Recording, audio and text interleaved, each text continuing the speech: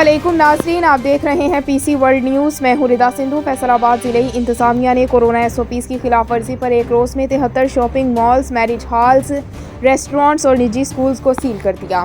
ہمارے نمائندے خصوصی پاکستان غلام دستگیر کی تفصیلات کے مطابق 78,000 روپے جرمانہ کرنے کے علاوہ متعدد کو وارننگ بھی جاری کی۔ ڈپٹی کمشنر محمد علی نے بتایا کہ کورونا SOPs پر عمل درآمد کو یقینی بنانے کے لیے ویک منایا جا رہا ہے، جس کے دوران SOPs کی خلاف ورزی پر ایکشن لینے کا سلسلہ شروع ہے۔